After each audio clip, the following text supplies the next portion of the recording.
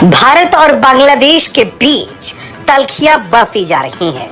भारत के विदेश सचिव ने बांग्लादेश के विदेश सचिव के साथ मुलाकात की और इस दौरान भारत बांग्लादेश के रिश्तों को लेकर बातचीत हुई।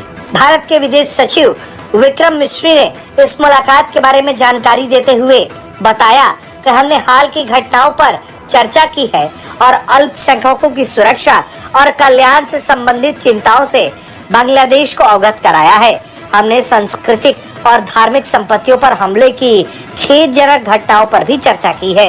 इस घटना के बाद जहां बांग्लादेश को अपनी गलती स्वीकारनी चाहिए थी और भारत को ये आश्वासन देना चाहिए था कि हाँ, हम आपकी चिंताओं को रेखांकित करते हैं और जो कुछ भी घट रहा है उसकी निंदा करते हुए उसे रोकने की कोशिश करते हैं। बांग्लादेश की तरफ से ऐसा कुछ भी नहीं हुआ, बल्कि बांग्लादेश के विदेश सचिव ने सामने आकर कुछ ऐसी बातें कही हैं जिससे भारत और बांग्लादेश के बीच तल्खी और बढ़ जाएगी। बांग्लादेश के विदेश सचिव तौहीद हुसैन कहते हैं कि किसी की आस्था चाहे जो भी हो, बांग्लादेश में हर कोई अपने धर्म का पालन स्वतंत्र रूप से कर रहा है।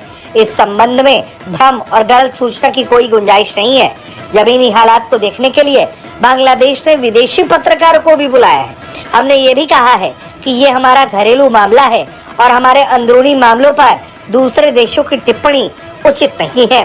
जाहिर तौर पर वो ये बात कहना चाह रहे हैं कि भारत बांग्लादेश के मामले पर बोलना बंद कर दे, लेकिन जाहिर तौर पर भारत ने ये बात साफ कर रखा है कि अल्पसंख्यकों के हितों पर अगर बांग्लादेश में कुठाराघात होता है तो फिर उसे भारत से भिड़ना होगा। भारत लगातार बांग्लादेश में मौजूद अंतरिम सरकार और उसके मुख्य सलाहकार मोहम्मद यूनुस को लेकर अपनी चिंताएं रेखांकित कर चुके हैं कि भारत के अल्पसंख्यकों को लेकर कोई भी लापरवाही ना बरती जाए। वहीं लगातार बांग्लादेश की तरफ से ये कहा जा रहा है कि वो भारत के साथ बेहतर रिश्ते चाहता है, लेकिन उसके एवज में जिस तरह की घटनाएं बांग्लादेश में अंजाम दी जा रही हैं और जिस तरह से बांग्लादेश चुप्पी साधे बैठा है, उससे लगता है कि वो भारत के साथ कहना कुछ और चाहता है, करना कुछ और चाहता है। शेख हसीना के तख्ता पलट के बाद से ही लगातार बांग्लादेश पे अल्पसंख्यक निशाने पर हैं और जब से इस्कॉन से जुड़े हिंदू पुजारी चिन्मय कृष्णदास को देशद्रोह के आरोप में गिरफ्तार किया गया और उनसे जुड़े विरोध प्रदर्शन शुरू हुए, उसके बाद से ही लगातार अल्पसंख्यकों को निशाना बनाया जाने लगा। ब्रेकिंग न्यूज सबसे पहले देखने के लिए सब्सक्राइब करें।